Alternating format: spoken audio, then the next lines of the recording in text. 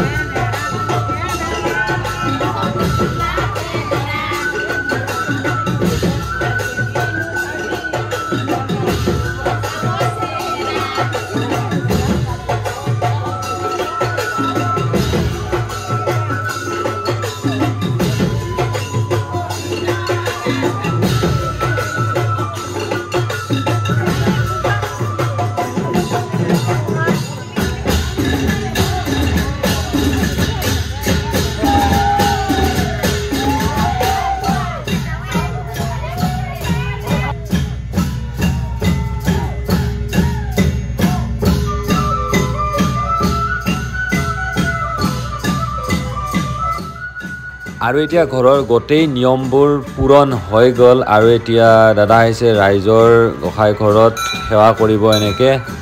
এইফালে আমাৰ ভণ্টি আছে এনেকৈ তাৰ পাছত এতিয়া আমি এনেকৈ ওলাই গ'লোঁ গোঁসাই ঘৰৰ পৰা ওলাই আমি হাইৱে পাই গ'লোঁ এনেকৈ ফ্ৰেণ্ড চাব পাৰে আপোনালোকে আৰু পিকচাৰ আভি বাকী হে মেৰে দোস্ত আৰু ইফালে দাদাই বিয়া কৰাব মানে বড়ো ছোৱালী তো সেইকাৰণে ছোৱালীৰ ঘৰত এতিয়া বড়ো ট্ৰেডিশ্যনেল ড্ৰেছ পিন্ধাই তেওঁলোকক মানে দাদা আৰু বৌক ধুনীয়াকৈ বিয়া পাতিব ঘৰতে তাৰ পাছত ঘৰত বিয়া পাতা হোৱাৰ পিছত আমি যাম মন্দিৰত আৰু তাৰপিছত আমি গুৱাহাটীৰ পাথৰকুৰিৰ ওচৰত থকা গণেশ মন্দিৰত ধুনীয়াকৈ হোম পুৰিম অসমীয়া ৰীতি নীতিৰে তাত ধুনীয়াকৈ বিয়া পাতিম আৰু ভিডিঅ'টো আপোনালোকে চাই কেনেকুৱা পাই আছে তেওঁলোকে কমেণ্ট কৰি জনাব আৰু দাদাক কেনেকুৱা দেখিছে মানে কমেণ্ট কৰিব আৰু আমাৰ পেজটো ফ'ল' কৰা নাই যদি ফ'ল' কৰিব আৰু এইফালে দাদাৰ সখীয়েক তো কমেণ্ট কৰক আপোনালোকে আৰু এইফালে চাওক কেনেকুৱা লাগিছে কমেণ্ট কৰি জনাব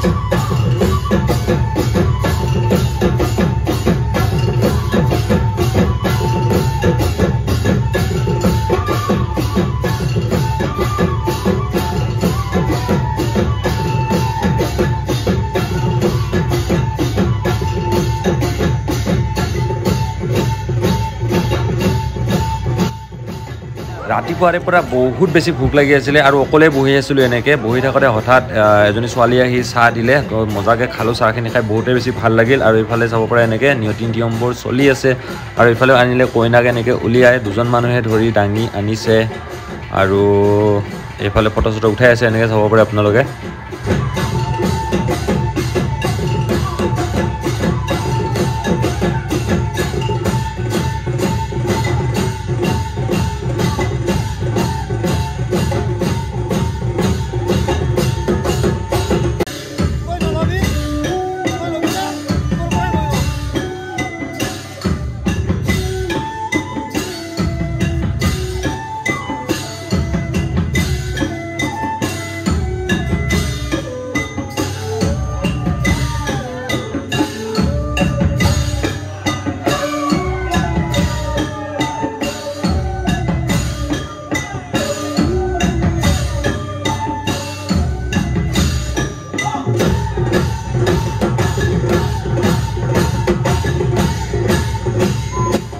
এতিয়া ফ্ৰেণ্ডছ বিয়া শেষ হৈ গ'ল আৰু এতিয়া আমি যাব ওলাইছোঁ মন্দিৰলৈ আৰু আপোনালোকে কমেণ্ট কৰি জনাওক কইনাজনীক অসমীয়া সাজত বেছিকৈ ভাল লাগিছে নে বড়ো সাজত বেছিকৈ ভাল লাগিছে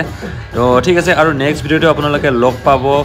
পাথৰকুৰিত থকা গণেশ মন্দিৰৰ পৰা তো এতিয়ালৈ বাই বাই